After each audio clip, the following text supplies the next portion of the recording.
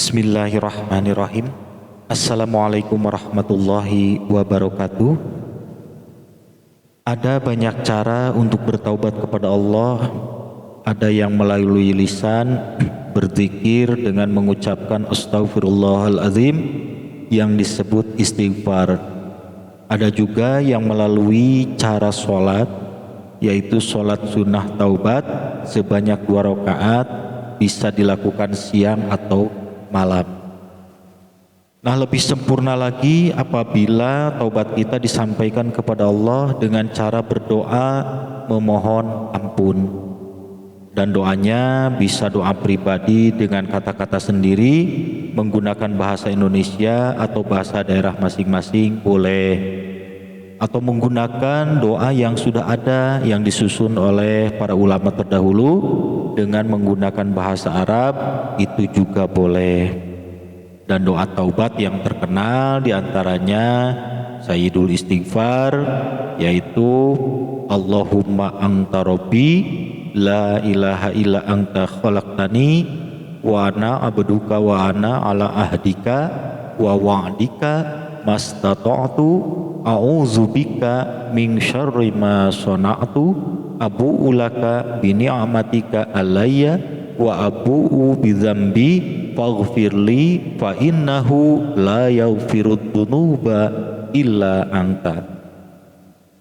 Yang artinya, ya Allah, Engkau Rabbku, tidak ada sembahan yang hak kecuali Engkau. Engkau menciptakanku dan aku hambamu. Aku di atas perjanjian dan janjimu semampuku. Aku berlindung kepadamu dari keburukan apa yang aku lakukan. Aku mengakui untukmu nikmat-nikmatmu atasku, dan aku mengakui untukmu dosa-dosaku, maka ampunilah aku. Sungguh tidak ada yang mengampuni dosa-dosa selain Engkau.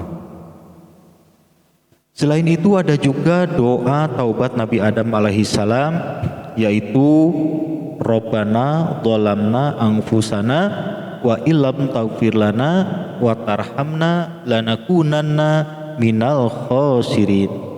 Yang artinya, ya Tuhan kami telah menganiaya diri kami sendiri, dan jika Engkau tidak mengampuni kami dan memberi rahmat kepada kami, niscaya pastilah kami termasuk orang-orang yang merugi. Atau bisa juga dengan doa taubat Nabi Yunus alaihissalam, yaitu la ilaha illa anta subhanaka inni kuntu minadh dhalimin. Yang artinya, tidak ada Tuhan selain Engkau, maha suci Engkau, sesungguhnya aku adalah termasuk orang-orang yang zalim.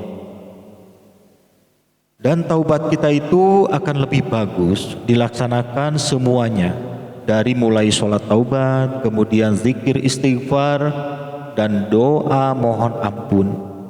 Dan ini lebih bagus lagi apabila dilaksanakan istiqomah secara rutin tiap hari dalam waktu atau jam yang sama. Misalnya dirutinkan tiap selesai sholat isya disempatkan sholat taubat dulu, besoknya sholat taubat lagi setelah sholat isya, begitu seterusnya. Istiqomah diamalkan sampai akhir hayat. Insya Allah dikala kita meninggal, bisa meninggal dalam keadaan husnul khotimah, dan kita meninggal sudah dalam keadaan bersih karena sudah diampuni segala dosa-dosa kita. Jadi meninggal dalam keadaan tenang, tidak membawa beban, dan itu tentunya menjadi harapan kita semua. Nah, dengan sholat taubat yang istiqomah tiap hari, bukan hanya sekedar diampuni dosa saja, tapi kita akan terjaga dari perbuatan dosa. Biasanya orang-orang yang sudah melaksanakan sholat taubat tiap hari cenderung ingat dosa terus dan tidak mau mengotori lagi dirinya dengan dosa. Biasanya seperti itu ya. Ada kekuatan tersendiri untuk menghindari dosa. Itu hikmah besar dari istiqomahnya sholat taubat tiap hari. Namun di samping itu, jangan berbangga hati dulu. Jangan senang dulu. Untuk mendapatkan ampunan dari Allah Subhanahu wa taala tentunya tidak mudah. Tidak hanya karena kita sudah bertobat dan kita sudah beriman kepada Allah terus kita akan bahagia selamanya dan merdeka dalam hidup. Hati-hati.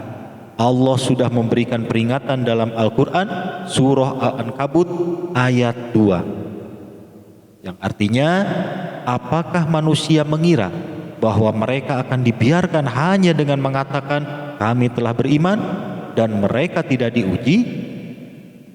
Nah, selain itu dijelaskan pula dalam surah Al-Baqarah ayat 214 yang artinya, ataukah kamu mengira bahwa kamu akan masuk surga padahal belum datang kepadamu cobaan seperti yang dialami orang-orang terdahulu sebelum kamu?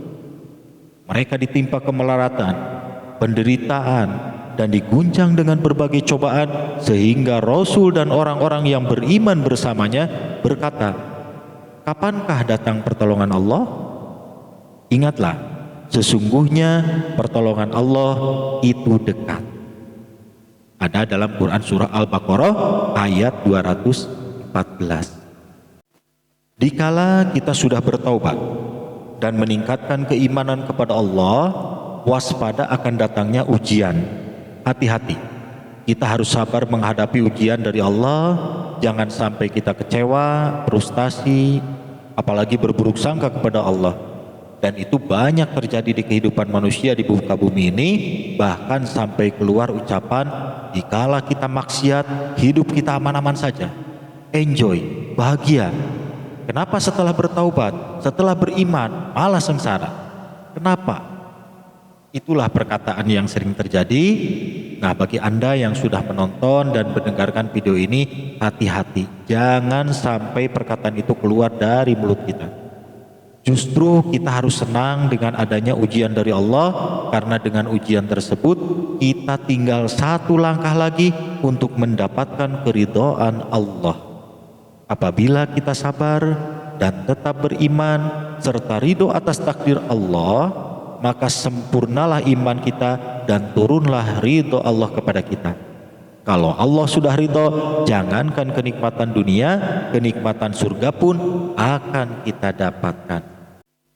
Nah, supaya kita bisa lulus dan selamat dalam ujian dari Allah, Allah sudah memberikan caranya yang tercantum dalam Al-Quran surah Al-Ghafir ayat 60 yang artinya, Tuhanmu berfirman, berdoalah kepadaku, niscaya akan aku perkenankan bagimu apa yang kamu harapkan. Sesungguhnya orang-orang yang menyombongkan diri tidak mau beribadah kepadaku akan masuk neraka jahanam dalam keadaan hina dina.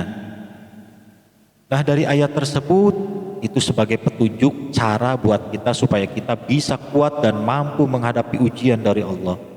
Banyak-banyaklah berdoa, mohon ampun kepada Allah dan mohon diselamatkan di dalam menghadapi ujian dan gelombang kehidupan. Dan kita selamanya ada dalam lindungan Allah Subhanahu wa taala. Amin. Nah, demikian saya berharap video singkat yang sederhana ini bisa bermanfaat untuk kita semua. Ini hanya sekedar sharing saja, yang baiknya dari Allah. Seandainya ada salahnya itu merupakan kekeliruan saya pribadi. Silahkan di like, komen, dan subscribe. Terima kasih atas perhatiannya. Wassalamualaikum warahmatullahi wabarakatuh.